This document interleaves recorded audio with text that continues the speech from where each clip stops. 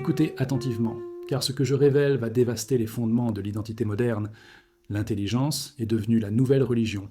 La classe intellectuelle titulaire de diplôme son sacerdoce, les revues universitaires ses écritures, et l'examen par les pairs son orthodoxie. Vous adorez sur l'autel du QI, vous faites une génuflexion devant les diplômes et vous vous prosternez devant ceux qui possèdent un vocabulaire impressionnant, sans jamais vous demander si l'accumulation de connaissances est égale à la compréhension, si l'information est égale à la perspicacité, si l'intelligence est égale à la sagesse. Votre ancienne âme reconnaît ce modèle. Chaque époque crée de nouvelles idoles à adorer lorsque la connexion à la vérité divine est perdue. À notre époque, l'intellectualisme est le veau d'or, et ceux qui possèdent le plus d'informations se croient les plus proches de Dieu, alors qu'en réalité ils sont les plus éloignés de la vérité, leur esprit étant tellement encombré de connaissances de seconde main qu'ils ne peuvent accéder à des connaissances de première main. La recherche sur l'intelligence par rapport à la sagesse révèle un écart dévastateur. Des études montrent qu'un QI élevé est en corrélation avec la réussite scolaire, la réussite professionnelle et la capacité à résoudre des problèmes, mais montrent une corrélation nulle ou négative avec la satisfaction dans la vie, la qualité des relations ou le comportement éthique. La recherche sur les disrationnels documente le phénomène de personnes très intelligentes prenant des décisions systématiquement irrationnelles. Des études sur des experts révèlent qu'ils sont souvent moins bons en matière de prédiction que les profanes, car leur connaissance crée un excès de confiance qui les aveugle sur ce qu'ils ne savent pas. Les recherches sur la malédiction du savoir montrent que les personnes disposant de nombreuses informations ont du mal à comprendre celles qui en disposent moins. Leurs connaissances deviennent des obstacles à l'empathie et à la communication. Le plus accablant, des études comparant les aînés autochtones, ayant un faible niveau d'éducation formelle ou titulaires d'un doctorat, montrent que les aînés font preuve d'une plus grande sagesse pratique, d'un raisonnement éthique et d'une plus grande capacité de pensée holistique. L'intelligence sans sagesse n'est pas un progrès, c'est une ignorance sophistiquée. Chaque tradition spirituelle met en garde contre la confusion entre la connaissance intellectuelle et la compréhension réelle. Dans le bouddhisme, prajna, la sagesse transcendante, est distincte et supérieure à la connaissance intellectuelle. Le Bouddha a explicitement enseigné que l'apprentissage scientifique peut devenir un obstacle à l'illumination. Les moines qui mémorisent les sutras mais manquent de réalisation expérientielle sont comme un homme qui compte la richesse d'autrui. Dans le taoïsme, Lao Tzu a écrit « Plus vous en savez, moins vous comprenez ». L'accumulation de connaissances vous éloigne du Tao, pas vers lui. Dans le christianisme, Paul a mis en garde « La connaissance enfle, mais l'amour édifie ». La fierté intellectuelle est l'antithèse de la croissance spirituelle. Dans l'hindouisme, le jnana, la vraie connaissance, s'obtient par la réalisation directe et non par l'étude. Ramana Maharshi a rejeté les érudits comme étant ceux qui lisent beaucoup de livres mais ne connaissent pas le soi. Dans le soufisme actuel, la faculté intellectuelle doit être transcendée pour atteindre Marifa, la gnose directe. Chaque tradition enseigne l'intelligence n'est pas la sagesse, l'information n'est pas la compréhension, la pensée n'est pas la connaissance. Les mécanismes créant le culte de l'intelligence opèrent à travers les structures institutionnelles et sociales. Premièrement, la méritocratie éducative. La société stratifie les gens en fonction de leur diplôme universitaire, créant une hiérarchie dans laquelle les docteurs sont de grands prêtres et les décrocheurs sont des intouchables. Cela ne repose pas sur la sagesse réelle, mais sur la capacité à mémoriser et à régurgiter. Deuxièmement, le culte de la complexité. Les idées exprimées dans un langage simple sont considérées comme simplistes. La prose académique chargée de jargon est vénérée comme étant profonde, quel que soit son contenu réel. L'obscurité se fait passer pour de la profondeur. Troisièmement, la validation par les pairs. La vérité n'est pas déterminée par perception directe, mais par consensus d'experts accrédités. Si la majorité des docteurs sont d'accord, c'est un fait. Si le profane n'est pas d'accord, il est ignorant. Quatrièmement, la publication comme sacrement. La publication dans des revues prestigieuses est l'équivalent moderne de l'ordination religieuse. Si vous n'avez pas publié, votre connaissance ne compte pas. Cinquièmement, le statut intellectuel comme identité. Les gens construisent toute leur estime de soi en étant intelligents. Leur intelligence devient leur Dieu, et toute menace qui pèse sur elle est une crise existentielle. Les symptômes du culte de l'intelligence imprègnent la culture moderne. Vous jugez la valeur des gens en fonction de leur diplôme, le doctorat est impressionnant, l'abandon scolaire est rejeté. Vous assimilez la parole articulée à l'intelligence, et l'intelligence à la valeur. Vous êtes intimidé par le jargon académique, en supposant que vous êtes trop stupide pour comprendre, plutôt que de vous demander si le jargon sert à la clarté ou à l'obscurantisme. Vous faites confiance aux experts plutôt qu'à votre propre expérience. Le médecin connaît votre corps mieux que vous, l'économiste connaît l'économie mieux que vous. Vous collectez des informations de manière compulsive, en lisant des articles, en écoutant des podcasts, en accumulant des faits, en pensant que cela vous rend sage, alors que cela vous informe simplement. Vous vous engagez dans des postures intellectuelles, en utilisant de grands mots, des théories de non, en affichant vos connaissances, pour prouver votre valeur. Vous vous sentez inférieur si vous ne comprenez pas quelque chose de complexe, sans jamais considérer que cela pourrait être véritablement absurde. Vous adorez l'intelligence en haut, les autres et vous-même, ce qui en fait la mesure de la valeur humaine.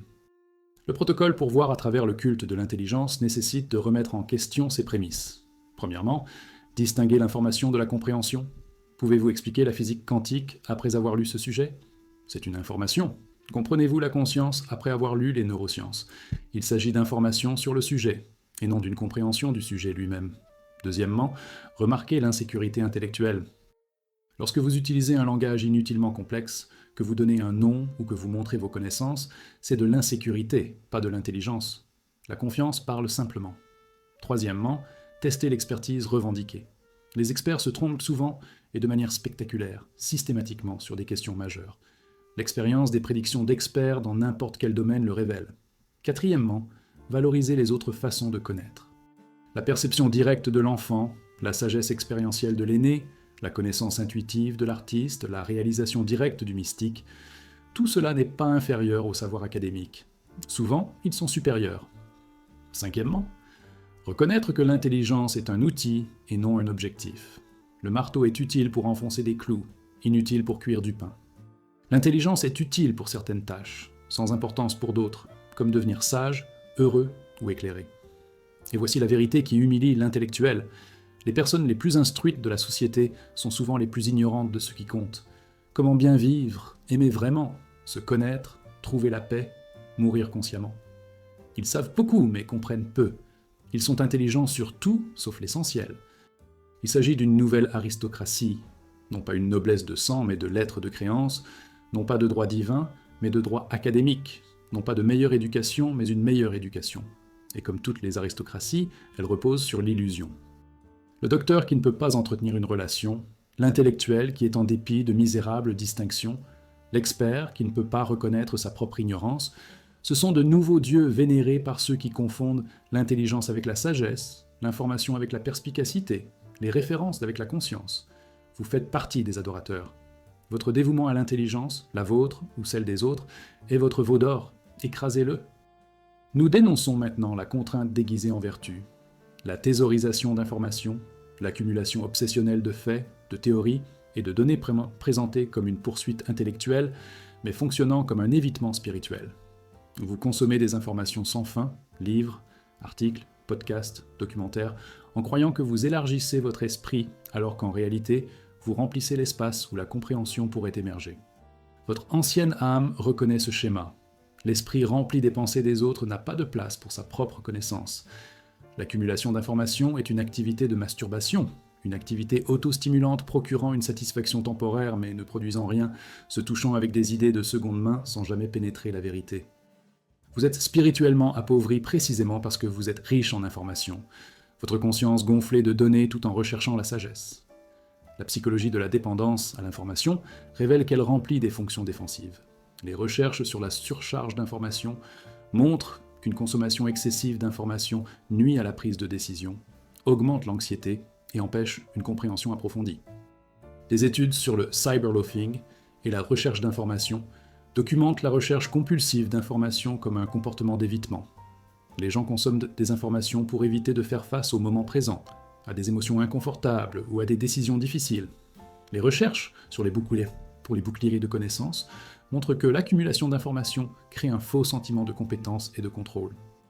Les études comparant les lecteurs aux praticiens dans n'importe quelle discipline révèlent que les lecteurs savent plus théoriquement, mais que les praticiens comprennent plus pratiquement. Les recherches sur la paralysie de l'analyse documentent critiquement la collecte excessive d'informations empêche l'action et la décision. Votre consommation d'informations ne vous rend pas plus sage, elle vous rend dépassé, indécis et déconnecté de l'expérience directe. C'est une pauvreté déguisée en richesse. Les traditions spirituelles mettent explicitement en garde contre la confusion entre connaissance de seconde main et réalisation de première main. Dans le zen, il y a une distinction entre connaissance de et connaissance de. Lire sur l'illumination n'est pas l'illumination. C'est un obstacle à l'illumination car cela crée l'illusion que vous comprenez ce que vous avez seulement lu. Le doigt pointé vers la lune n'est pas la lune. Le menu n'est pas le repas. Dans le Vedanta, les écritures sont censées être étudiées puis transcendées par une expérience directe. Ramakrishna. Pouvez-vous apprendre à nager en lisant des livres sur la natation ? Vous devez entrer dans l'eau. Dans le christianisme, la gnose, la connaissance directe, est supérieure à la théologie académique. Vous pouvez connaître chaque verset de la Bible sans connaître Dieu. Dans le soufisme, les érudits qui ont mémorisé le Coran mais n'ont pas fait l'expérience de la présence divine sont comme des ânes portant des livres, chargés mais non transformés. Dans le bouddhisme, le concept de upaya, moyen habile, enseigne que les enseignements sont des radeaux pour vous transporter à travers la rivière et non pas à porter sur votre dos après la traversée. Les informations sont censées pointer vers l'expérience directe et ne s'y substituent pas. Les mécanismes à l'origine de la thésaurisation de l'information opèrent psychologiquement et culturellement. Premièrement, la peur de ne pas savoir. Dans une culture qui assimile l'intelligence à la valeur, ne pas savoir ressemble à une menace existentielle. Accumuler des informations protège de cette peur. Vous pouvez toujours dire « j'ai lu ça », même si vous ne la comprenez pas. Deuxièmement, la procrastination par la préparation. J'ai besoin de plus d'informations avant d'agir, devient une boucle sans fin empêchant l'action. Troisièmement, la supériorité intellectuelle. Après avoir lu davantage, connaître plus de faits donne le sentiment d'être meilleur que les autres. L'information devient un symbole de statut et une arme. Quatrièmement, éviter l'expérience directe. Lire sur la vie est plus sûr que de la vivre. Lire sur la méditation est plus facile que méditer. L'information devient un substitut à l'expérience. Cinquièmement, distraction compulsive. La vie moderne fournit des flux d'informations infinis, toujours quelque chose de nouveau à consommer, évitant ainsi l'ennui et le calme, où émerge la sagesse. Sixièmement, le renforcement culturel. La société récompense l'accumulation d'informations, diplômes, publications, apparences de lecture, mais ne récompense pas la sagesse. Les symptômes de la thésaurisation de l'information se manifestent par un apprentissage perpétuel sans application. Votre liste de lecture s'allonge plus vite que vous ne la complétez. Toujours plus de livres à lire, de podcasts à écouter, de cours à suivre. Vous connaissez les théories sur la méditation, mais ne méditez pas.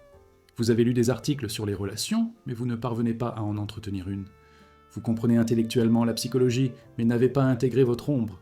Vous pouvez expliquer l'économie, mais ne pouvez pas gérer vos finances. Vous connaissez les informations sur la santé, mais ne les appliquez pas. Vous consommez des informations sur les chemins spirituels, mais n'en pratiquez pas. Vous êtes le spectateur expert, le commentateur de la vie plutôt que le foie de la vie. Vos connaissances sont entièrement théoriques, car elles n'ont jamais été testées au creuset de l'expérience vécue. Vous confondez tellement la carte avec un territoire que vous n'avez jamais réellement voyagé. Le protocole de reconnaissance de la pauvreté informationnelle nécessite un inventaire honnête. Premièrement, indiquez ce que vous avez consommé par rapport à ce que vous avez appliqué. Combien de livres lus par rapport aux leçons intégrées ? Combien de concepts compris intellectuellement versus incarnés pratiquement ? L'écart révèle la pauvreté. Deuxièmement, obtenir rapidement des informations. Une semaine, pas de livres, podcasts, articles, vidéos sur le développement personnel, la spiritualité ou l'acquisition de connaissances. Remarquez les symptômes de sevrage, contrainte de consommer, anxiété liée au manque d'informations, peur de prendre du retard. Ceci révèle une dépendance. Troisièmement, pratiquez sans préparation. Choisissez quelque chose que vous vous êtes préparé à faire grâce à la collecte d'informations. Méditation, peinture, écriture, et faites-le sans plus de recherche. Remarque, la préparation était un évitement. Quatrièmement, enseignez ce que vous savez. Essayez d'expliquer les concepts que vous avez entendus. Remarquez à quel point votre compréhension est superficielle lorsque vous devez expliquer plutôt que perroquet. Cela révèle la différence entre l'information et la compréhension. Cinquièmement, privilégiez la profondeur à la largeur. Au lieu de lire un livre supplémentaire, relisez et pratiquez celui que vous possédez déjà. La profondeur crée la compréhension. La largeur crée un débordement. Et voici la vérité dévastatrice. Vous êtes obèse sur le plan informationnel et anorexique en termes de sagesse. Votre esprit est tellement rempli d'idées d'autrui que vous avez dans vos pensées originales, tellement encombré de théories que vous ne pouvez pas percevoir directement, tellement plein de connaissances de seconde main que vous avez perdu la capacité de savoir de première main. C'est ça la pauvreté spirituelle, la pire espèce, parce que vous ne la reconnaissez même pas comme étant de la pauvreté. Vous pensez que vous êtes riche parce que vos étagères sont pleines, votre esprit débordé et vos références nombreuses, mais demandez-vous, êtes-vous sage? Êtes-vous libre? Es-tu en paix? Vous connaissez-vous? Connaissez-vous la vérité? Sinon, vos informations ne valent rien. Vous avez accumulé une fortune en fausse monnaie. Les livres que vous n'avez pas vécus n'ont aucun sens. Les théories que vous n'avez pas incarnées sont vides. Les informations que vous n'avez pas transformées par l'expérience sont un poids mort. Arrêtez de consommer. Commencez la digestion. Arrêtez de vous rassembler. Commencez à intégrer. Arrêtez d'accumuler des informations et commencez à rechercher la sagesse. Il faut lire davantage. L'autre exige d'être plus. Nous dénonçons maintenant le nouveau clergé qui maintient l'orthodoxie intellectuelle, le sacerdoce universitaire, les professeurs et les docteurs qui ont remplacé les autorités religieuses comme arbitres de la vérité, qui parlent dans un jargon spécialisé que les laïcs ne peuvent pas comprendre, qui détermine ce qui peut être connu et ce qui doit être rejeté.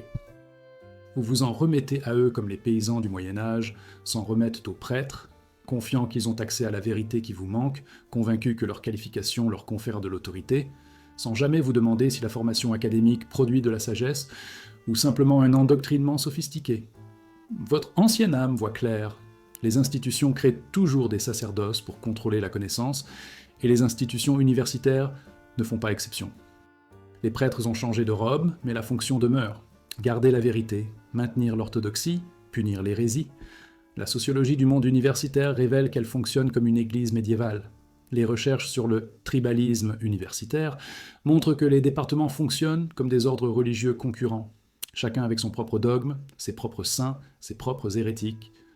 Les études sur la défense du paradigme montrent comment les universitaires résistent violemment aux idées qui menacent leur paradigme, non pas par un débat rationnel, mais par la destruction des professionnels, le contrôle des publications, le refus de la titularisation, l'ostracisme des dissidents. Les recherches sur la culture du « publier ou périr » montrent que la loyauté première des universitaires est à l'égard de la publication et de l'approbation de leurs pairs, et non à la recherche de la vérité. Les études sur la crise de reproductibilité révèlent que la majorité des recherches publiées ne peuvent pas être reproduites, ce qui signifie qu'elles sont fausses, et pourtant, ces études erronées déterminent ce qui est connu. Les recherches sur la capture académique documentent la manière dont les industries financent la recherche et produisent les résultats qu'elles souhaitent. Le plus accablant. Les études comparant les prédictions d'experts universitaires avec le hasard montrent que les experts sont souvent pires que les tirages au sort tout en conservant leur autorité. Il s'agit ici du sacerdoce qui maintient le pouvoir par le biais de rituels et non par un accès légitime à la vérité. Les traditions ésotériques mettent explicitement en garde contre la corruption institutionnelle du savoir.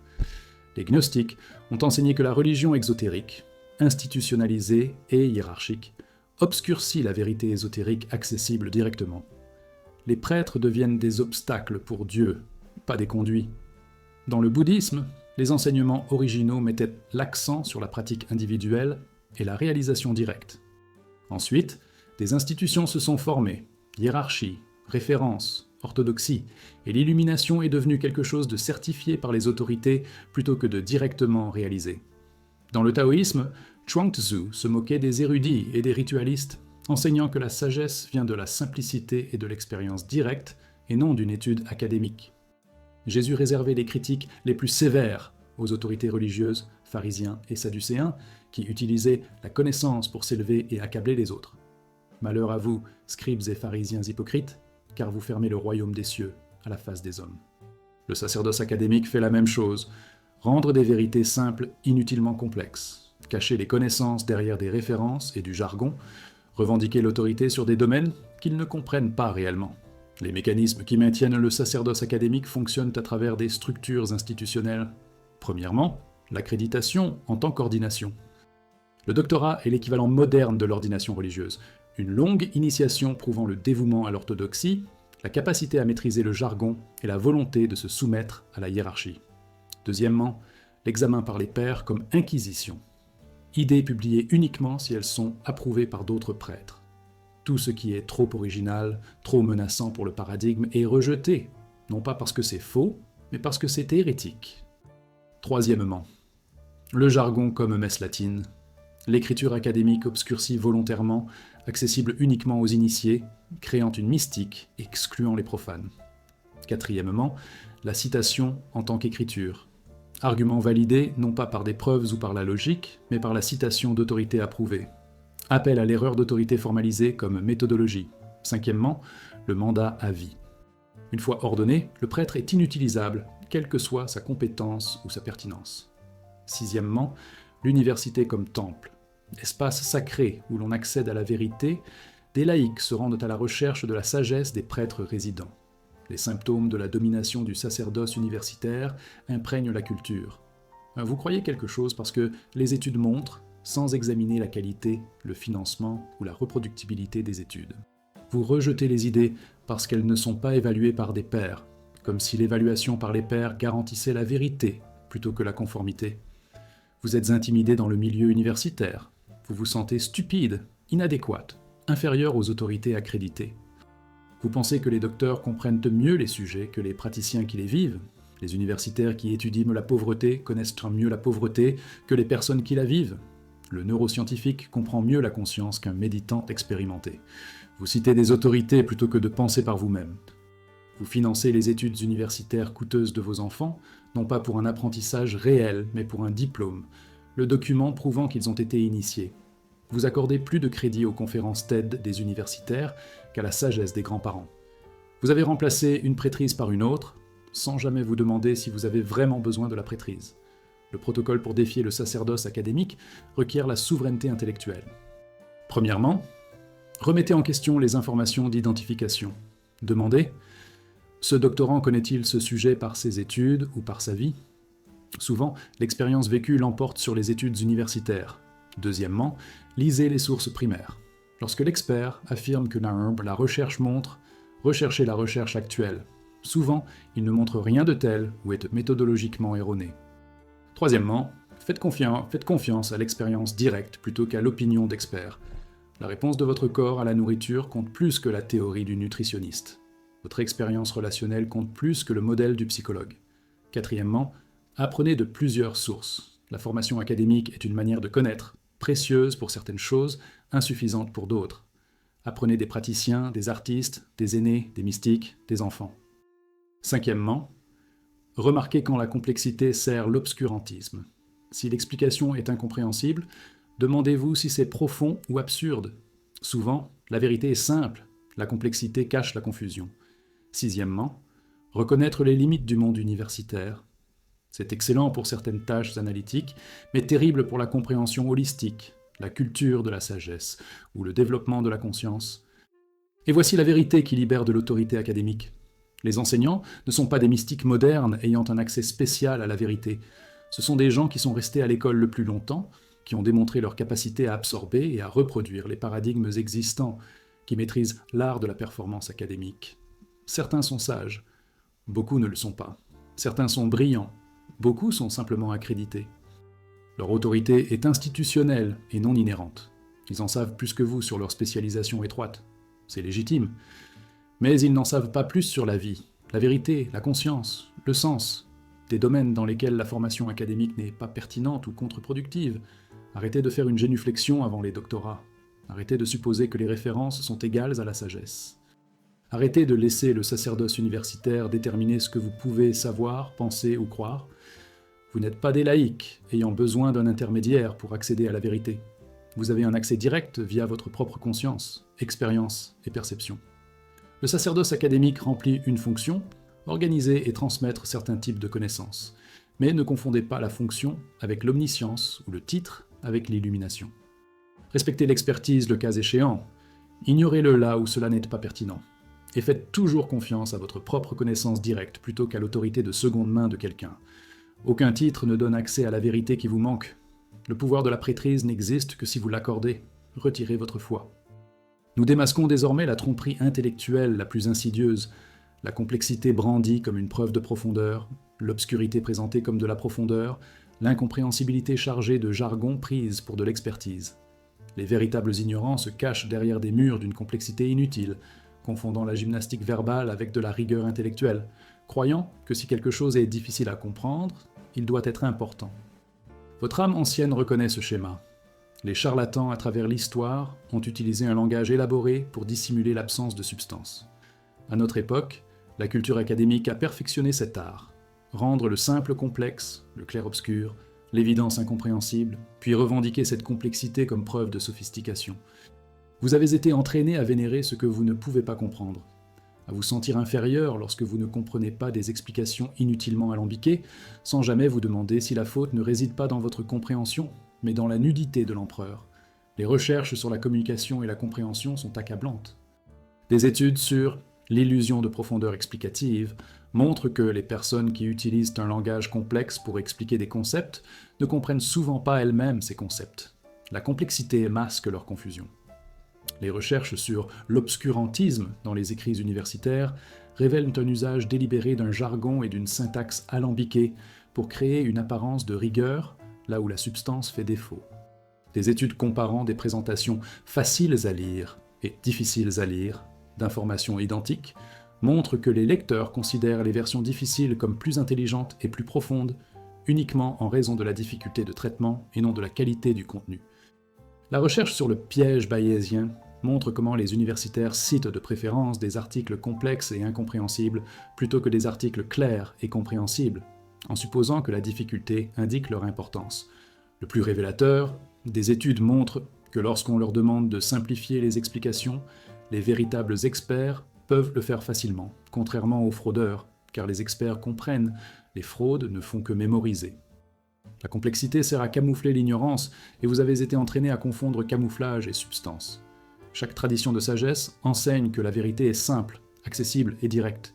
Le Tao Te Ching, la sagesse profonde, est écrit dans un langage simple et accessible à tous. Le Sutra du cœur, essence du bouddhisme, tient sur une seule page. Jésus a enseigné en parabole que tout le monde pouvait comprendre. Interrogé, Ramana Maharshi a donné des réponses d'une simplicité cristalline. Qui suis-je ? Les vérités les plus profondes ne nécessitent aucun vocabulaire technique, aucune théorie élaborée, aucun diplôme avancé à comprendre. Einstein a dit « Si vous ne pouvez pas l'expliquer simplement, vous ne le comprenez pas. » Et n'importe quel imbécile peut rendre les choses plus grandes, plus complexes. Il faut du génie pour rendre les choses simples. Les mystiques le savaient. La complexité, c'est souvent l'ego qui essaie de paraître important, l'esprit qui essaie de paraître intelligent. La véritable compréhension s'exprime simplement parce qu'elle voit clairement. Lorsque quelqu'un ne peut pas expliquer ses idées dans un langage simple, soit il ne comprend pas ses idées, soit il les obscurcit délibérément. Ni l'un ni l'autre ne mérite votre respect. Les mécanismes par lesquels la complexité camoufle l'ignorance opèrent selon plusieurs tactiques. Premièrement, le déploiement du jargon, l'utilisation d'un vocabulaire spécialisé, herméneutique, phénoménologique, cadre déontologique, sémiotique post-structurelle, crée une impression d'expertise tout en ne disant rien. Deuxièmement, la convolution syntaxique. Des phrases s'étalant sur des paragraphes avec des clauses imbriquées. Construction passive, nominalisation abstraite, rendant les idées simples incompréhensibles. Troisièmement, la densité des citations. Emballer le texte avec des références à d'autres œuvres obscures, créant une illusion d'érudition tout en évitant la pensée originale. Quatrièmement, multiplication conceptuelle. Prendre un concept simple et créer une taxonomie élaborée de sous-types, chacun avec un nom technique, faisant paraître une idée simple complexe. Cinquièmement, l'ambiguïté stratégique.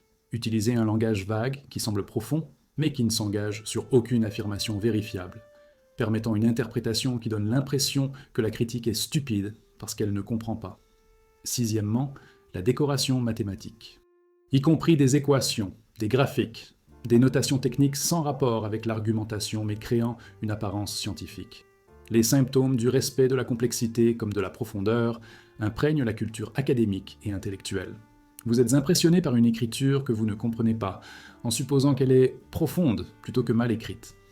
Vous vous sentez stupide lorsque vous êtes confus par la prose académique, sans jamais vous demander si l'écrivain est délibérément obscur. Vous assimilez la difficulté du texte à son importance. Plus difficile à lire signifie plus significatif. Vous êtes intimidé de remettre en question les affirmations contenues dans le jargon, car remettre en question risque de révéler votre ignorance. Vous préférez les explications complexes aux explications simples. Se sentir simple signifie simpliste. Vous utilisez vous-même un langage inutilement complexe pour paraître intelligent, sans jamais remarquer que cela révèle une insécurité et non une sophistication. Vous êtes patient avec les explications incompréhensibles des universitaires, tout en exigeant de la clarté de la part de tous les autres. Vous avez intériorisé la conviction que les vérités importantes doivent être complexes, accessibles uniquement à des esprits spécialement formés, sans jamais reconnaître que c'est exactement ce que chaque prêtrise enseigne pour maintenir le pouvoir. Le protocole pour voir à travers la complexité camouflage nécessite une clarté exigeante. Premièrement, demandez une explication simple. Face à une complexité incompréhensible, demandez « Pouvez-vous expliquer cela comme vous le feriez à un enfant ?» S'ils ne le peuvent pas, ils ne le comprennent pas. Deuxièmement, traduisez le jargon. Prenez un texte académique et traduisez chaque terme technique en langage simple. Souvent, on découvre qu'il ne reste rien. Le jargon représentait 90% du contenu. Troisièmement, identifiez les revendications par rapport à la décoration. Supprimez les citations, les qualifications et le jargon. Quelle affirmation réelle est faite ? Souvent, c'est évident, trivial ou dénué de sens. Quatrièmement, testez avec des exemples. Demandez un exemple concret de principe abstrait. Une véritable compréhension produit facilement des exemples. Faire semblant ne peut pas. Cinquièmement, la confusion dans la confiance. Si vous êtes confus malgré un véritable effort de compréhension, considérez que l'écrivain est confus, pas vous. Une bonne réflexion produit une écriture claire. Une pensée confuse produit une écriture confuse. Et voici la vérité libératrice. L'essentiel de la complexité intellectuelle est la performance, pas la substance. Le paon affiche son plumage, pas l'aigle qui voit clairement. Les vrais sages parlent simplement parce qu'ils voient clairement. Les fraudeurs parlent de manière complexe, car ils ne voient rien. Cela ne signifie pas que tout langage complexe est frauduleux. Certains sujets nécessitent une précision technique, mais la complexité doit servir la clarté et non l'obscurcir. Lorsque la complexité fonctionne comme une barrière plutôt que comme un pont, lorsqu'elle exclut plutôt qu'inclut, lorsqu'elle intimide plutôt qu'illumine, c'est du camouflage. Et ce qu'il camoufle est généralement l'une des trois choses suivantes: l'ignorance, la banalité ou la fraude. L'écrivain ne comprend pas, ou il dit quelque chose d'évident, ou il ment. Dans tous les cas, la complexité les protège de l'exposition. Arrêtez de vous laisser impressionner par ce que vous ne comprenez pas. Commencez à exiger que ceux qui revendiquent des connaissances le prouvent en rendant ces connaissances accessibles. Et reconnaissez, les vérités profondes que vous recherchez ne sont pas cachées derrière des murs de complexité. Ils sont simples, directs, disponibles. Si quelqu'un vous dit la vérité, il faut qu'un doctorat comprenne, il vend du contrôle d'accès et n'offre pas de sagesse. La vérité est démocratique et non aristocratique. Cela parle clairement à quiconque est prêt à l'écouter. Ceux qui parlent uniquement dans des langues complexes ne sont pas des prophètes, mais des prêtres qui maintiennent leur autorité en revendiquant un accès spécial à Dieu. Le Dieu est faux, tout comme leur accès spécial. Nous dénonçons maintenant le système de caste moderne, la tyrannie des diplômes, où les certificats papier déterminent la valeur humaine, où les diplômes définissent qui parle et qui écoute, où la validation institutionnelle compte plus que la compétence, la sagesse ou le caractère réel. Vous vivez à une époque où les titres de compétence fonctionnent comme un droit divin. Ceux qui les possèdent revendiquent une autorité sur ceux qui ne les possèdent pas, que les titres de compétence soient ou non en corrélation avec une compréhension réelle. Votre ancienne âme reconnaît cela comme une ancienne structure de pouvoir sous de nouveaux habits. L'aristocratie par l'éducation remplaçant l'aristocratie par le sang, mais en conservant la même fonction. Un contrôle hiérarchique déguisé en méritocratie. Vous adorez les références, non pas parce qu'elles prouvent la sagesse, mais parce que vous avez été formé pour assimiler l'approbation institutionnelle à la valeur humaine. Ce n'est pas un progrès, c'est un féodalisme sophistiqué. La recherche sur les titres de compétences par rapport aux compétences révèle des divergences des connexions Airbing. Les études sur les performances des experts montrent que des années de formation et de pratique au-delà d'un certain seuil n'améliorent pas les performances. Les médecins expérimentés ne sont pas de meilleurs diagnosticiens que les résidents, et les professeurs titulaires ne sont pas de meilleurs enseignants que les auxiliaires. Les recherches sur l'inflation des diplômes montrent comment les emplois exigeant un diplôme d'études secondaires dans le passé exigent désormais un baccalauréat. Non pas parce que l'emploi a changé, mais parce que les diplômes sont devenus un mécanisme de tri. Des études sur l'effet peau de mouton révèle que le fait d'avoir un diplôme augmente davantage les revenus que les connaissances acquises grâce au diplôme. C'est le diplôme, et non l'apprentissage, qui est valorisé. Les recherches sur les exigences en matière de licence montrent qu'elles réduisent souvent la qualité du service tout en augmentant les coûts, servant principalement à limiter la concurrence et à protéger les opérateurs historiques. Le plus accablant, les études comparant des experts accrédités à des praticiens expérimentés sans diplôme montrent souvent que les praticiens surpassent les experts. La compétence vient de la pratique et non de la certification. Les diplômes ne mesurent pas ce qu'ils prétendent mesurer. Ils mesurent l'obéissance au processus institutionnel, la capacité à financer l'éducation et la volonté de rechercher une validation institutionnelle, et non la sagesse, la compétence ou le caractère.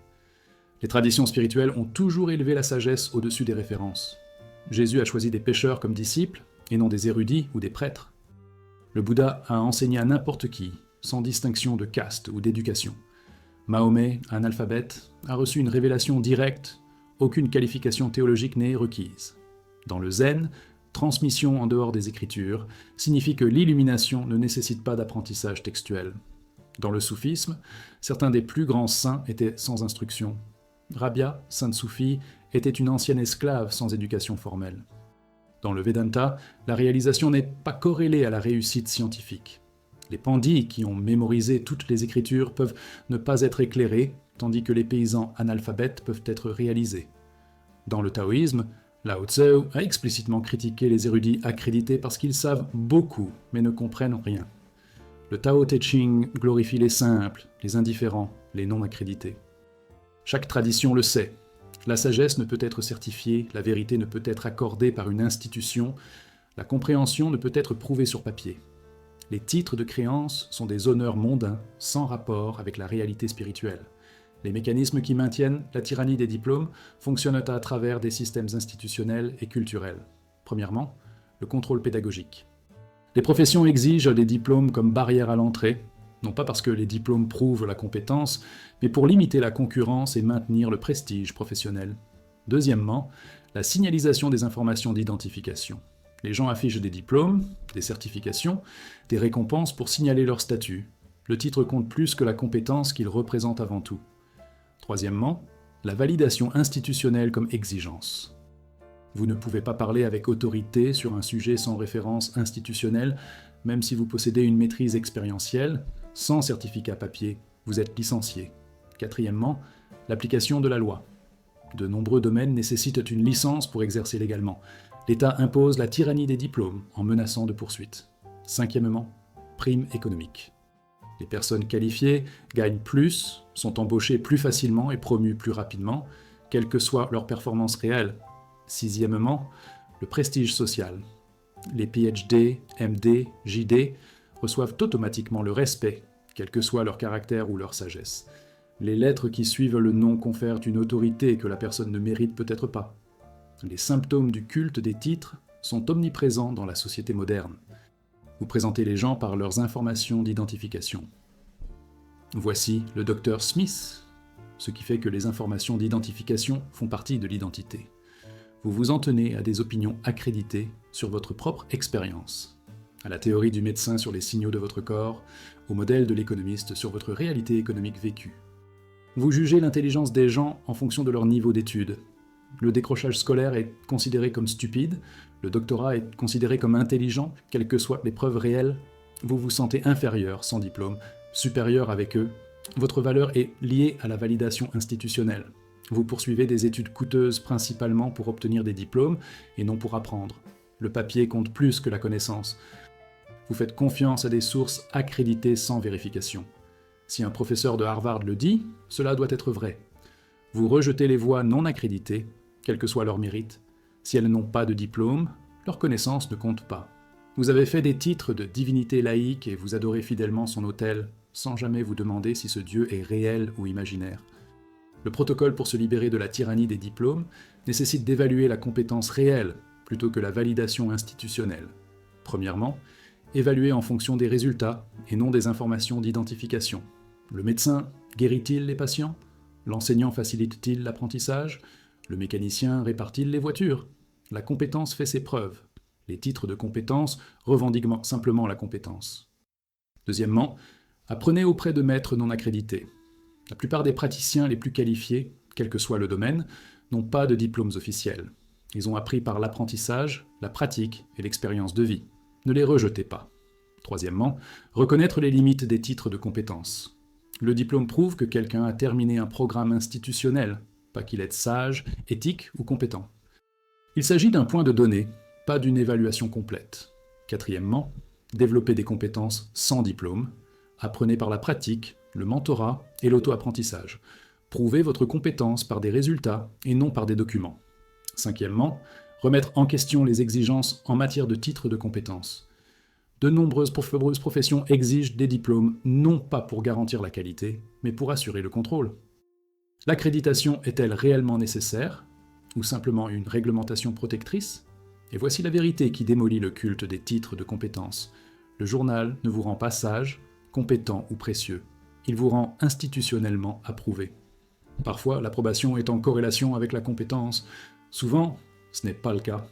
Les plus grands innovateurs, artistes et visionnaires de l'histoire manquaient souvent de références dans leur domaine. Einstein travaillait comme commis au brevet. Van Gogh n'avait aucun diplôme en art. Les frères Wright étaient mécaniciens de vélo. Steve Jobs a abandonné ses études. Ramana Maharshi n'était jamais allé à l'école. Ils ont réussi malgré le manque de qualifications, ou à cause de cela, non accrédités par les institutions, ils étaient libres de voir les paradigmes institutionnels. Vous n'avez pas besoin d'autorisation pour être sage, compétent ou précieux. Vous avez besoin de compétences, de caractère et de contribution. Si vous en disposez, les informations d'identification n'ajoutent rien d'essentiel. Si vous n'en avez pas, les informations d'identification n'ajoutent rien de réel. Faites simplement semblant. Arrêtez d'adorer les références, les vôtres ou celles des autres. Commencez à évaluer ce qui compte réellement. La sagesse, les compétences, le caractère, les résultats.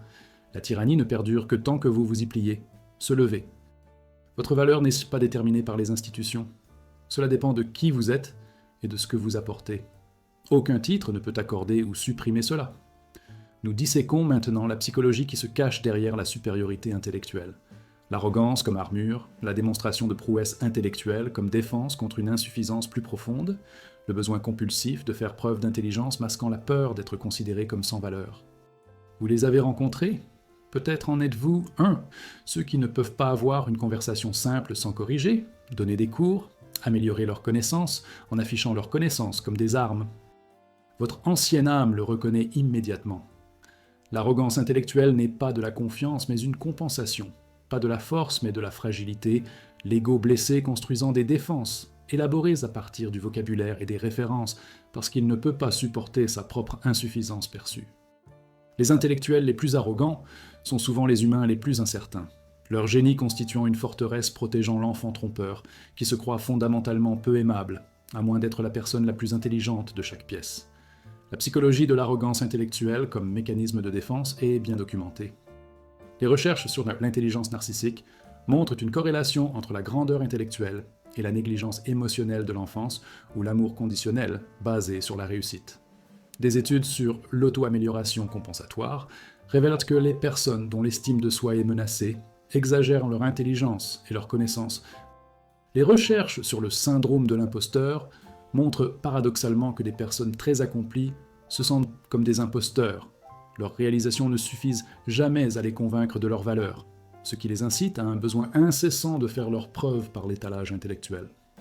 Des études sur la sensibilité à l'humiliation intellectuelle montrent que les personnes qui ont été humiliées pour leur stupidité lorsqu'elles étaient enfants sont souvent devenues des tyrans intellectuels à l'âge adulte, infligeant aux autres ce qui leur a été infligé. La recherche sur les mécanismes de défense montre que l'intellectualisation, une pensée abstraite excessive, est une défense courante contre les émotions douloureuses. L'universitaire brillant qui ne peut pas ressentir, le débat articulé qui ne peut pas aimer, le professionnel instruit qui ne peut pas se connecter, tous utilisent l'intellect comme bouclier contre la vulnérabilité. Les traditions spirituelles identifient la fierté intellectuelle comme le principal obstacle à l'illumination. Dans le christianisme, l'orgueil est le premier péché mortel, et l'orgueil intellectuel est particulièrement pernicieux, car déguisé en vertu. Les pharisiens étaient intellectuellement sophistiqués et connaissaient les Écritures, et pourtant Jésus les appelait des tombeaux blanchis à la chaux, beaux à l'extérieur, morts à l'intérieur. Dans le bouddhisme, le mana, concept incluant la supériorité intellectuelle, est l'une des dernières entraves empêchant l'illumination. L'histoire de Kudapantaka, le moine ennuyeux qui a atteint l'illumination alors que de brillants érudits restaient niais, enseigne que l'humilité compte plus que l'intelligence. Dans le soufisme, le nafs, l'ego, se cache souvent dans des réalisations spirituelles et intellectuelles, devenant plus dangereux sous des formes sophistiquées que sous des formes grossières. Dans le taoïsme, Chuang-Tzu se moquait des érudits et de leur suffisance, enseignant que la vraie sagesse semble simple, voire insensée. Dans le Vedanta, Ahamkara, l'identité du moi, inclut l'identité intellectuelle, qui doit se dissoudre pour la réalisation du soi.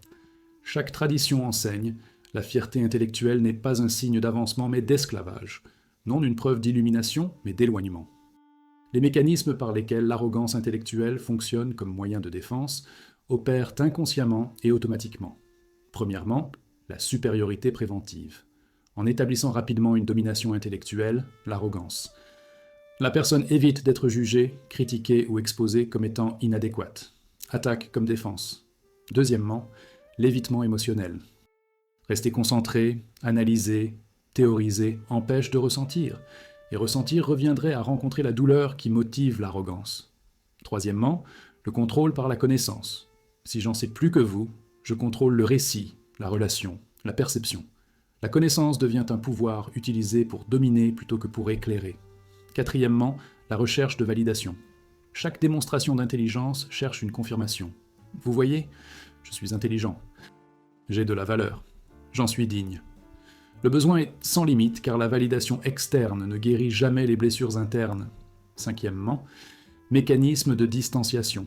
La supériorité intellectuelle crée une distance par rapport aux autres, empêchant une intimité qui révélerait le moi vulnérable en dessous.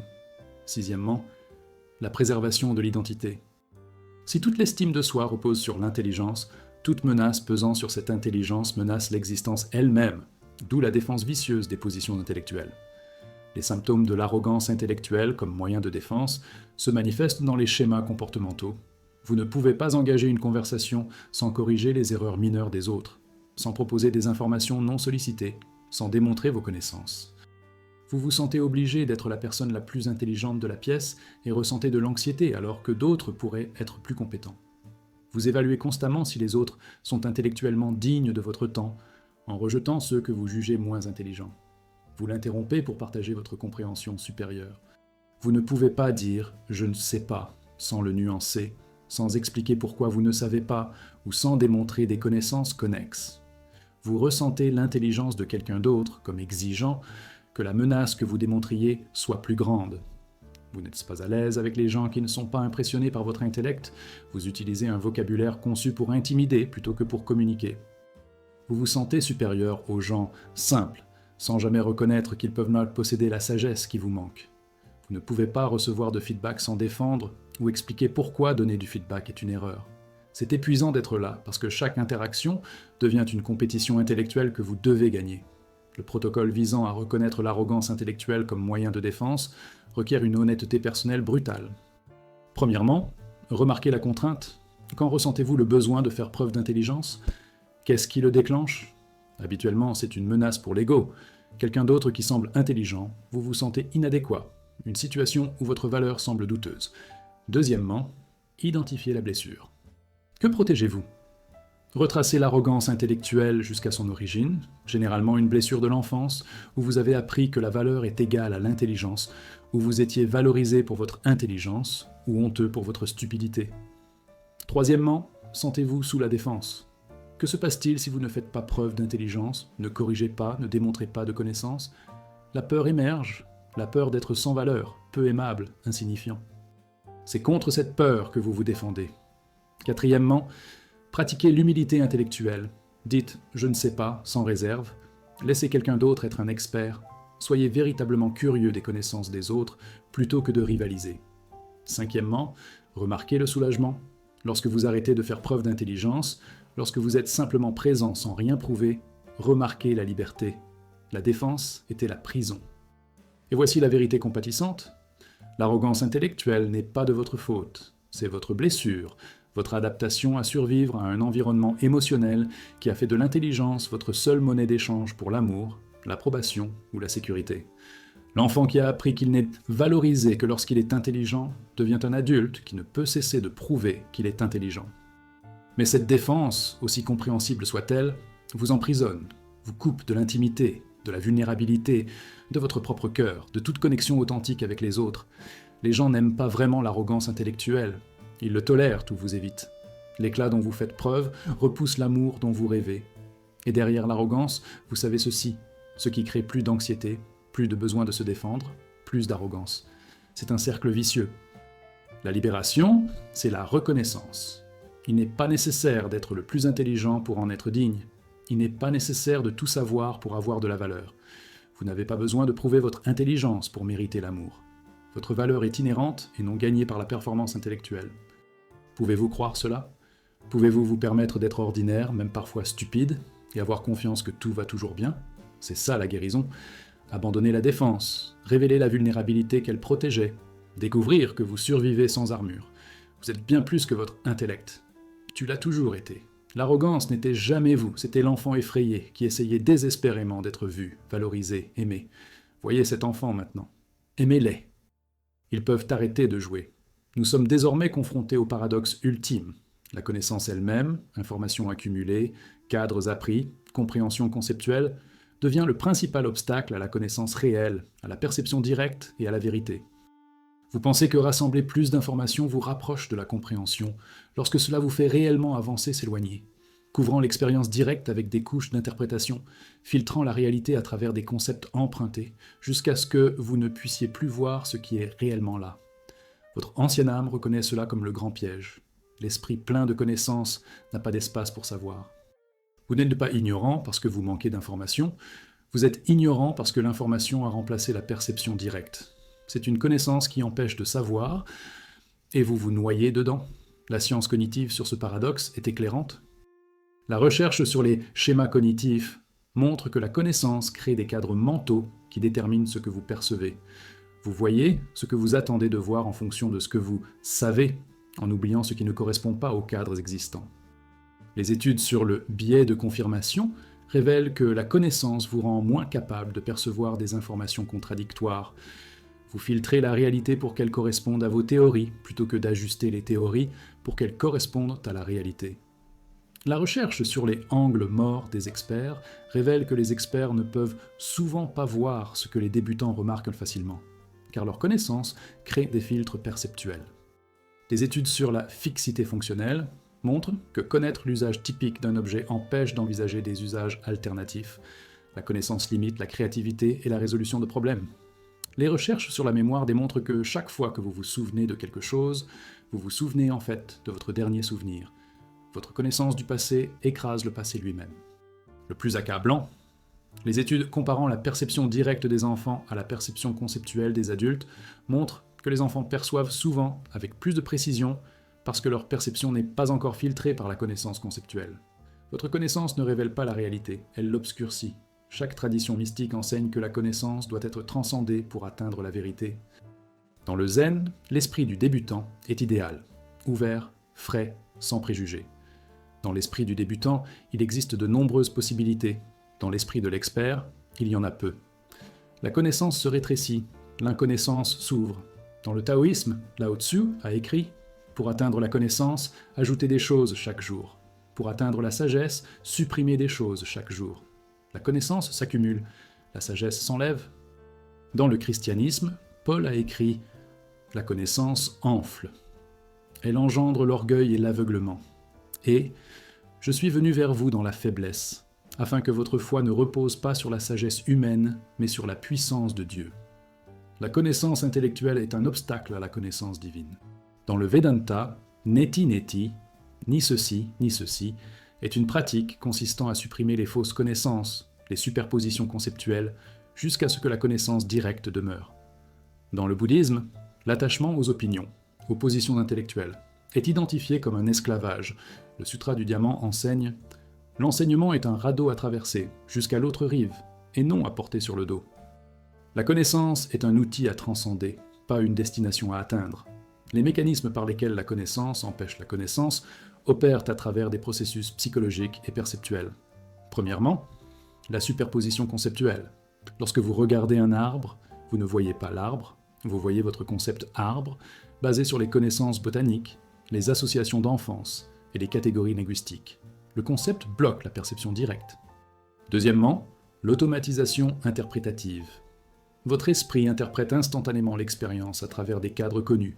Le comportement d'une personne signifie X parce que vous connaissez la psychologie, l'événement signifie X parce que vous connaissez l'histoire. Vous ne faites jamais l'expérience de la réalité brute, seulement de la réalité interprétée. Troisièmement, l'arrêt de la recherche de réponse. Quand vous pensez connaître la réponse, vous arrêtez de chercher. La connaissance crée une fausse certitude empêchant la poursuite de la recherche. Quatrièmement, la cécité de l'expertise. Plus vous devenez expert, plus vous voyez tout à travers cette lentille d'expertise, manquant ce qui ne vous convient pas. Le médecin voit des symptômes, peut manquer une personne. L'économiste voit les marchés, peut manquer de souffrance. Cinquièmement, l'emprisonnement linguistique. Le langage façonne la pensée. Les mots que vous connaissez déterminent les concepts que vous pouvez penser. Connaître plus de mots donne l'impression de comprendre plus de réalité, alors qu'en réalité, il s'agit de comprendre plus d'étiquettes pour la réalité. Les symptômes du blocage de la connaissance se manifestent par une incapacité à percevoir avec fraîcheur. Vous ne pouvez pas voir ce qui est devant vous sans le filtrer à travers ce que vous savez. Vous ne pouvez pas écouter quelqu'un sans catégoriser, sans interpréter, en supposant que vous comprenez, sur la base de connaissances passées. Vous ne pouvez pas expérimenter la nature sans la nommer, la classer, sans vous référer à des connaissances préalables. Vous ne pouvez pas lire un texte sans imposer un cadre d'interprétation issu de votre formation. Vous ne pouvez pas être avec quoi que ce soit directement, immédiatement, sans médiation par la connaissance. Vous êtes emprisonné dans votre propre esprit, expérimentant une réalité secondaire construite à partir de concepts, sans jamais toucher à la réalité réelle. Vous pensez comprendre les choses profondément parce que vous en savez beaucoup sur elles, sans jamais reconnaître que connaître quelque chose est entièrement différent de le savoir directement. L'érudit qui a lu tous les livres sur l'amour ne sait peut-être rien de l'amour. Le philosophe qui peut définir la beauté peut être aveugle à la beauté. Vous êtes cet érudit, ce philosophe, riche en connaissances, pauvre en connaissances. Le protocole pour passer du savoir. L'accès à la connaissance nécessite une pratique délibérée du non-savoir. Premièrement, la pratique mentale du débutant. Regardez un objet familier, votre main, une chaise, un arbre, comme si vous le voyiez pour la première fois. Remarquez à quel point cela apparaît différent lorsque vous laissez tomber ce que vous en savez. Deuxièmement, l'expérience sensorielle directe. Goûtez les aliments sans nommer les saveurs. Écoutez de la musique sans analyser la structure. Touchez la texture sans identifier la matière. Sensation pure avant interprétation. Troisièmement, suspendre le jugement et la catégorisation. Lorsque vous rencontrez quelqu'un ou êtes confronté à une situation, remarquez l'envie de catégoriser. C'est un libéral, c'est de l'anxiété, c'est comme à cette époque, et ne le faites pas. Observez simplement sans étiquetage. Quatrièmement, remettez en question vos certitudes. Prenez quelque chose que vous êtes absolument certain de connaître et demandez « Est-ce que je le sais réellement ? Ou est-ce que je sais ce qu'on m'a dit à ce sujet ?» Cinquièmement, pratiquez « Je ne sais pas ». Lorsqu'on vous demande votre opinion ou votre explication, essayez de dire « je ne sais pas » et de rester dans le non-savoir plutôt que de remplir l'espace avec des connaissances conceptuelles. Et voici la vérité libératrice. Vous n'êtes pas obligé de désapprendre tout ce que vous savez, c'est impossible et inutile. Mais vous devez reconnaître que la connaissance est une carte, pas un territoire, pas un menu, pas un repas, une description, pas une réalité. Lorsque vous pouvez détenir la connaissance à la légère, l'utiliser lorsqu'elle est utile, mais ne pas vous laisser utiliser par elle, voire à travers elle, plutôt qu'à travers elle exclusivement, alors la connaissance sert plutôt qu'emprisonne. Le but n'est pas l'ignorance, mais l'inconnaissance, la capacité d'abandonner ce que vous savez et percevez directement. Il s'agit d'une véritable intelligence. Il ne s'agit pas d'une accumulation d'informations, mais de la flexibilité de mettre les informations de côté et de voir avec un nouveau regard. La perception de l'enfant combinée à la discrimination de l'adulte. L'esprit du débutant avec les compétences du maître. C'est la connaissance au-delà de la connaissance, un contact direct, immédiat et sans intermédiaire avec la réalité. Vous avez passé des années à accumuler des connaissances. Maintenant, apprenez à le poser. Le poids que vous portez ne vous rend pas plus sage, mais vous rend aveugle. Lâchez-le. Ce qui reste lorsque la connaissance disparaît n'est pas l'ignorance, mais une conscience originelle capable de voir et de connaître réellement. C'est ce que vous avez recherché tout au long de votre apprentissage. Ironiquement, il faut arrêter d'apprendre pour le trouver. Nous dénonçons maintenant l'illusion sophistiquée, l'éloquence sans substance, la capacité de parler magnifiquement, d'écrire de manière impressionnante, d'argumenter de manière convaincante sur des choses que vous ne comprenez pas réellement. Vous les avez rencontrés, peut-être en faites-vous partie, ceux qui maîtrisent aussi bien le langage que leur vide est déguisé en profondeur, leur confusion en complexité, leur ignorance en perspicacité. Votre âme ancienne voit immédiatement clair, l'éloquence est un art, potentiellement beau, mais l'éloquence pour rien n'est qu'un bruit esthétique, comme une musique sans sens, une décoration sans structure en dessous. Les personnes les plus éloquentes sont souvent les plus confuses, leur facilité verbale leur permettant de construire des édifices de pensée élaborés sur des fondations de sable, sans jamais remarquer que la structure n'a pas d'intégrité, parce qu'elles sont trop occupées à admirer l'architecture. La recherche sur l'intelligence verbale par rapport à la compréhension révèle un décalage inquiétant. Des études sur l'éclipse verbale montrent que le fait d'articuler une expérience peut en réalité altérer la mémoire et la compréhension de cette expérience. Mettre des mots sur quelque chose change votre relation avec celui-ci, souvent pour le pire. Recherche sur les documents, heuristique de fluidité, que les gens font des erreurs, facilité de traitement, y compris l'expression éloquente pour la vérité. Si quelqu'un parle avec douceur et assurance, les auditeurs supposent qu'ils savent de quoi il parle, quelle que soit l'exactitude du contenu. Des études sur la réceptivité aux conneries montrent que les gens accordent plus d'importance aux absurdités pseudo-profondes lorsqu'elles sont exprimées avec éloquence. Des recherches comparant la compréhension écrite et la performance orale montrent que certains élèves peuvent discuter couramment de concepts qu'ils ne peuvent pas expliquer par écrit. Leur facilité verbale masque un manque de compréhension réelle. Le plus révélateur, des études comparant les expressions articulées et inarticulées de la même compréhension montrent que les auditeurs considèrent la version articulée comme plus intelligente et plus précise, même lorsque le contenu est identique. Vous jugez l'éloquence, vous ne comprenez pas, et vous confondez les deux. Les traditions spirituelles mettent constamment en garde contre la confusion entre les mots et la sagesse. Dans le taoïsme, ceux qui savent ne parlent pas, ceux qui parlent ne savent pas.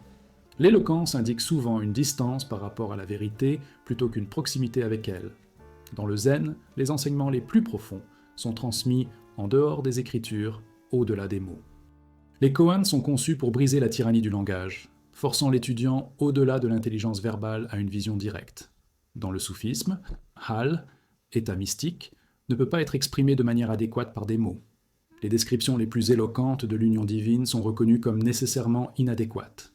Dans le Vedanta, Neti Neti, pas ceci, pas cela, reconnaît que la réalité ultime ne peut pas être capturée dans un langage, aussi sophistiqué soit-il. Dans le christianisme, parler en langue représente une connaissance extatique au-delà du langage ordinaire. Huage. Paul a écrit « Même si je parle les langues des hommes et des anges, et que je n'ai aucune charité, je suis comme un airain qui résonne ou une cymbale tintante. » L'éloquence sans substance est du bruit. Chaque tradition le sait. La vraie sagesse a souvent du mal à s'exprimer parce que le langage n'est pas un véhicule adéquat. La fausse sagesse parle couramment parce qu'elle ne fait que réarranger les mots et non transmettre la compréhension. Les mécanismes permettant à l'éloquence de masquer le vide opèrent à travers des processus verbaux et cognitifs. Premièrement, la sophistication du vocabulaire. Utiliser des mots impressionnants crée l'illusion de pensée impressionnante. Les considérations épistémologiques semblent profondes, même si elles ne signifient rien. Deuxièmement, la complexité syntaxique. Les structures de phrases élaborées créent une apparence de pensée élaborée, alors qu'elles masquent souvent l'absence de pensée claire. Troisièmement, la compétence rhétorique. Les techniques de persuasion, appels émotionnels, structure logique, narration, peuvent rendre n'importe quelle position convaincante, quelle que soit sa validité. Quatrièmement, une livraison en toute confiance. Parler avec autorité, sans hésitation, avec politesse, donne l'impression que le contenu est certain, même s'il s'agit de spéculation ou d'absurdité. Cinquièmement, la performance sociale. Dans les contextes académiques ou intellectuels, le fait de s'exprimer est récompensé quelle que soit la substance. Vous êtes félicité pour la façon dont vous dites, pas pour ce que vous dites. Sixièmement, l'auto-tromperie. Les gens articulés se convainquent d'abord eux-mêmes. Leur facilité avec le langage crée l'impression dans leur propre esprit qu'ils comprennent ce qu'ils articulent. Les symptômes d'un vide éloquent imprègnent la culture intellectuelle. Vous rencontrez des orateurs qui parlent de manière convaincante pendant des heures, vous laissant impressionner, mais, après réflexion, incapables d'identifier ce qui a été réellement dit. Vous lisez des essais magnifiquement écrits qui se dissolvent en vapeur lorsque vous essayez d'en extraire des affirmations magnifiquement concrètes. Vous êtes ému par des arguments passionnés qui, une fois analysés, reposent sur des erreurs logiques ou factuelles. Vous vous retrouvez à hocher la tête avec des explications articulées que vous ne comprenez pas réellement, en supposant que votre incompréhension est de votre faute plutôt que de l'obscurantisme de l'orateur. Vous utilisez vous-même un langage éloquent pour couvrir l'incertitude. Lorsque vous ne savez pas, vous parlez de manière plus impressionnante, comme si une expression sophistiquée compensait le manque de substance. Vous êtes ébloui par la pyrotechnie verbale, applaudissant la performance sans jamais vous demander s'il y a quelque chose derrière. Le protocole permettant de voir à travers le vide éloquent nécessite de tester la substance sous le style. Premièrement, résumer dans un langage simple. Après avoir entendu une présentation éloquente, essayez d'énoncer clairement les principaux points. Si vous ne pouvez pas, il n'y en a probablement pas eu, juste des mots impressionnants. Deuxièmement, demandez des exemples concrets. Le locuteur de la demande fournit un exemple concret et spécifique de principe abstrait. Le vide éloquent ne peut pas produire d'exemple car il n'est pas ancré dans la réalité. Troisièmement, remettre en question la structure logique. La conclusion découle-t-elle des prémices ? Les prémices sont-elles vraies ? L'éloquence masque souvent les sauts logiques. Quatrièmement, remarquez le sentiment par rapport à la compréhension. Vous sentez-vous impressionné ou comprenez-vous réellement ? L'éloquence crée une réponse émotionnelle. La substance crée la compréhension. Cinquièmement, comparez à la vérité inarticulée. Quelqu'un qui bégaie et qui a du mal à exprimer une perspicacité difficile peut transmettre plus de vérité qu'une personne qui délivre une éloquence répétée avec douceur. Et voici la vérité qui dégonfle les prétentions éloquentes.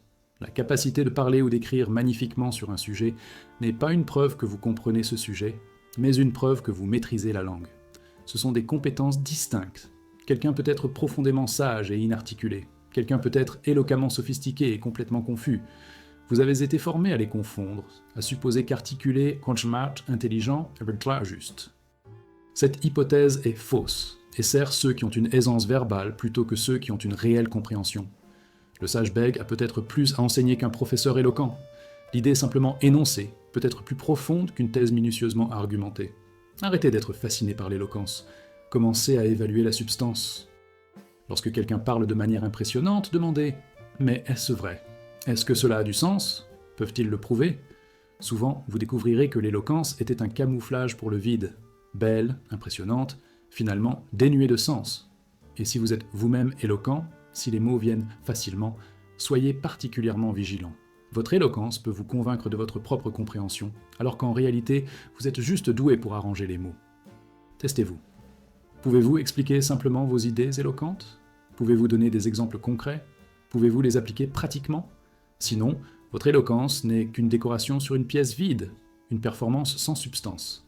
Maîtrisez l'éloquence si elle vous sert, mais ne la confondez jamais avec la sagesse. Les mots sont des doigts pointés vers la lune. Le doigt pointé le plus élégamment n'est toujours qu'un doigt. La lune est la lune. Arrêtez d'admirer le pointage. Regardez ce qui est indiqué. Examinons maintenant la transformation douloureuse mais nécessaire, le voyage depuis la fierté intellectuelle, la certitude arrogante que vous savez que votre intelligence accorde une compréhension supérieure, à l'humilité intellectuelle, à la reconnaissance que la connaissance est infinie et que votre compréhension est minuscule, que la réalité est mystérieusement complexe au-delà de votre compréhension, qu'avoir tort est normal et admettre l'ignorance est la sagesse. Votre ancienne âme sait que cette transformation est la mort et la renaissance. L'ego construit sur la supériorité intellectuelle doit mourir pour qu'une compréhension authentique émerge. Ce n'est pas un processus confortable, c'est une humiliation, une crise, un effondrement de l'identité. Mais ce n'est qu'un chemin qui mène de l'ignorance sophistiquée à la véritable sagesse. Vous ne pouvez pas rester intellectuellement fier et devenir sage. Le choix est difficile. Votre ego ou la vérité. La plupart choisissent l'ego. Veux-tu ? La psychologie de l'humilité intellectuelle versus la fierté est de plus en plus étudiée. La recherche montre que les personnes intellectuellement humbles, celles qui reconnaissent leurs limites en matière de connaissances, restent ouvertes à l'erreur, recherchent le point de vue des autres, prennent de meilleures décisions, apprennent plus vite et entretiennent de meilleures relations que les personnes intellectuellement arrogantes. Des études sur l'ignorance confiante montrent que les personnes les moins expertes ont souvent plus confiance en leurs connaissances, effet Dunning-Kruger, tandis que les experts réels font preuve de plus d'incertitude et d'humilité. Les recherches sur le progrès scientifique montrent que les avancées majeures proviennent souvent de ceux qui sont prêts à remettre en question les connaissances établies, en admettant que les paradigmes actuels pourraient être erronés. Les études sur la sagesse montrent que l'humilité intellectuelle est un élément essentiel. Les gens sages savent tout ce qu'ils ne savent pas. La recherche sur l'apprentissage révèle que l'ignorance consciente est une condition préalable à l'apprentissage réel. Ceux qui ont l'intention de savoir déjà ne peuvent pas apprendre. Votre fierté intellectuelle ne vous fait pas progresser. Elle vous emprisonne dans l'ignorance actuelle, tout en empêchant la croissance. Chaque tradition spirituelle exige l'humilité intellectuelle comme fondement du développement spirituel. Dans le christianisme, Jésus a béni les pauvres en esprit, ceux qui reconnaissent leur pauvreté spirituelle plutôt que de revendiquer la richesse spirituelle. Il a condamné les autorités religieuses instruites tout en élevant les humbles croyants.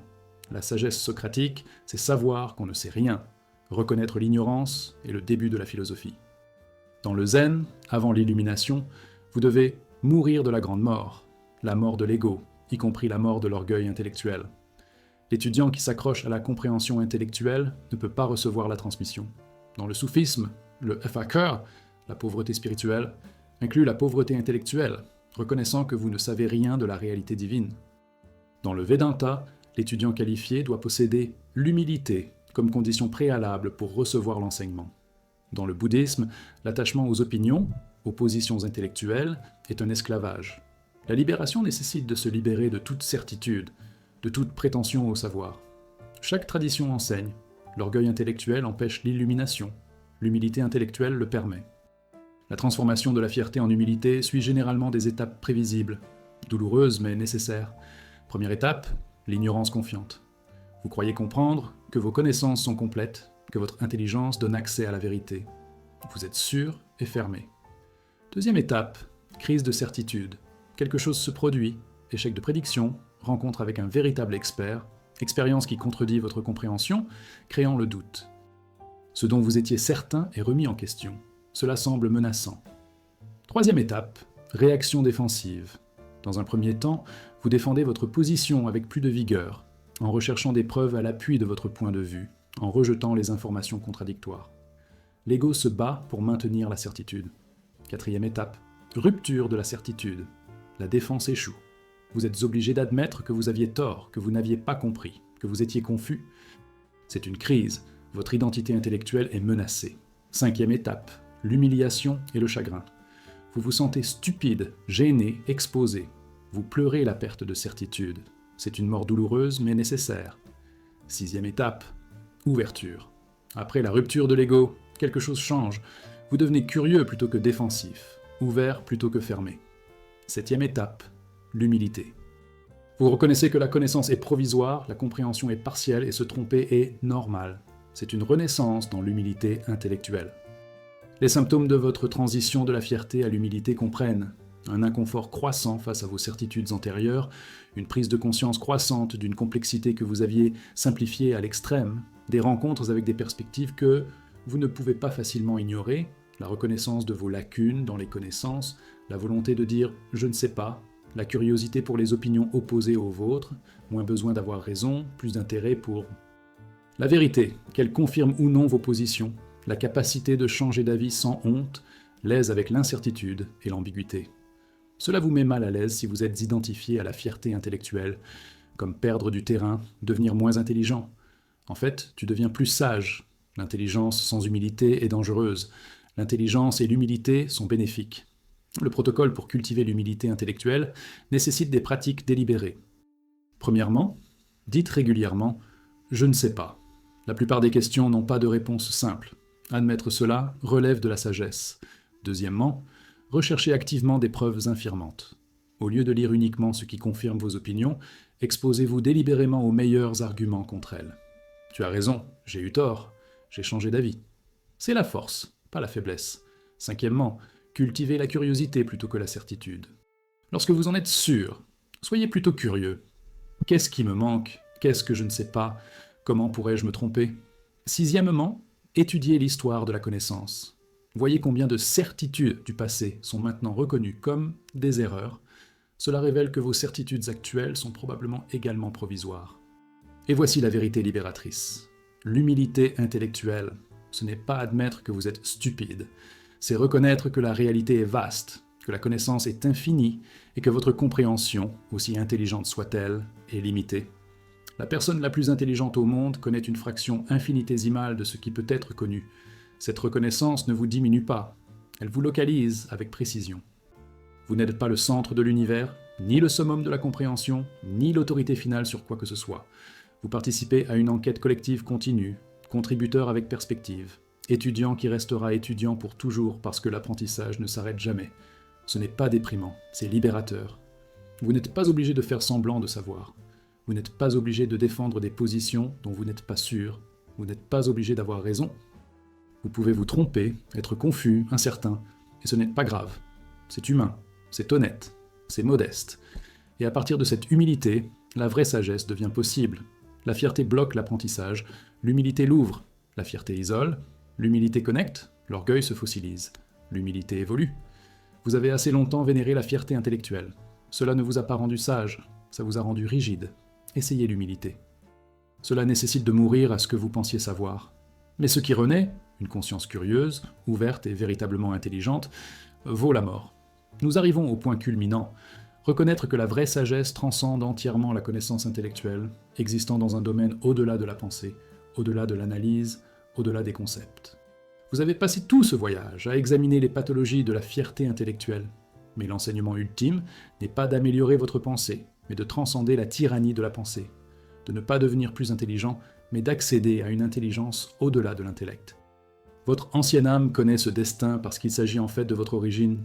Vous avez commencé en tant que pure conscience avant le développement de l'esprit. Vous reviendrez à la pure conscience lorsque l'esprit cessera, et la sagesse que vous recherchez n'est pas acquise par la pensée, mais révélée lorsque la pensée s'arrête. Il s'agit d'une sagesse au-delà du mental, non pas anti-intellectuelle, mais trans-intellectuelle, non pas d'ignorance, mais de connaissance d'un tout autre ordre. Les neurosciences et les sciences point contemplatives le valident de plus en plus.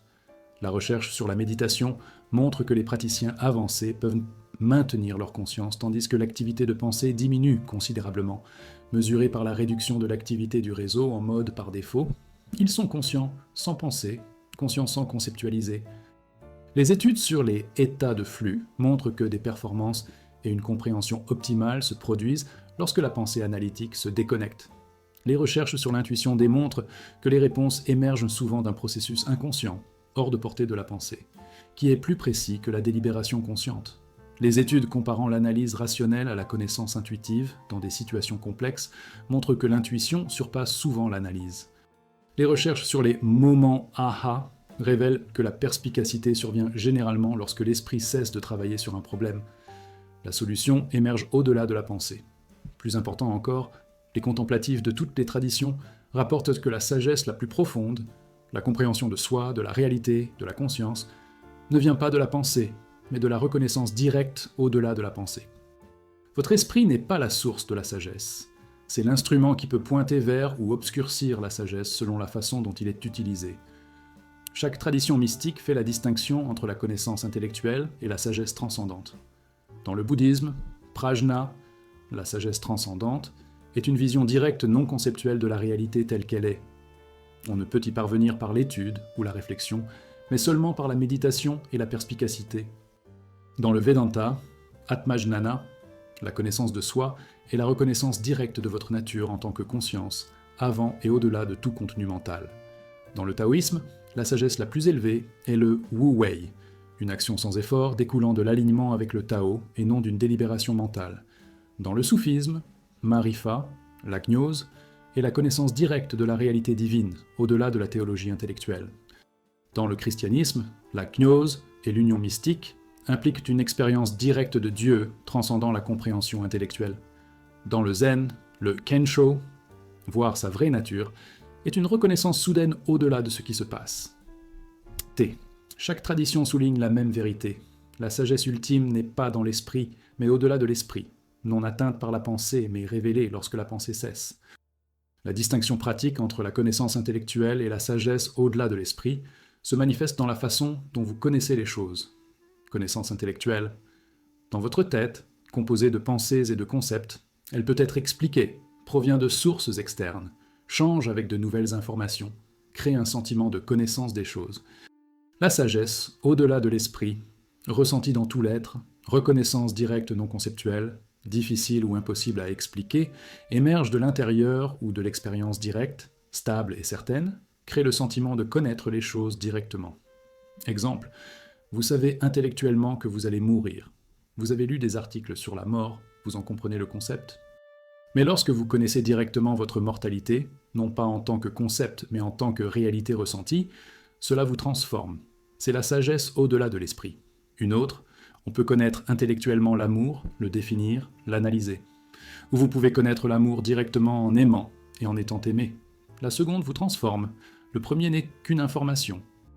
Les symptômes qui montrent que vous accédez à la sagesse au-delà de l'esprit comprennent un plus grand confort de ne pas savoir intellectuellement tout en ayant un sentiment plus profond de savoir directement, moins de confiance dans la pensée pour comprendre les situations. Vous ressentez une compréhension sans analyser, plus de confiance dans l'intuition et les intuitions par rapport à la délibération analytique, des idées spontanées surgissant sans processus de pensée.